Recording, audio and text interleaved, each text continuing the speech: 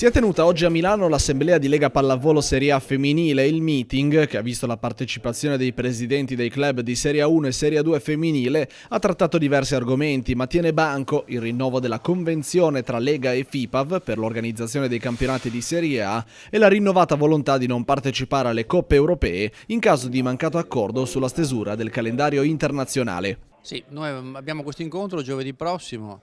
È un incontro che aspettavamo da qualche mese, dobbiamo rinnovare la convenzione con la federazione e parlare appunto del futuro. Il futuro significa campionati di A1 e di A2, tema per quanto riguarda la 1 certamente è il tema dei calendari, perché è inaccettabile che si portino via appunto le ragazze per una durata che non è assolutamente sostenibile con gli impegni che hanno i club e soprattutto di natura economica. Il secondo tema è il tema appunto dell'uso delle straniere nel campionato italiano. L'ultimo dato è certamente quello della A2, non siamo d'accordo su una A2 a 20 squadre, quest'anno si sono iscritti in 17, quindi si capisce che la proposta di riforma della A2 fatta dalla federazione ha fallito e quindi noi da questo punto di vista vogliamo riaprire la questione e riportare una A2 a livelli umani e gestibili. Comunque ne parliamo giovedì con la federazione, poi vedremo che succede.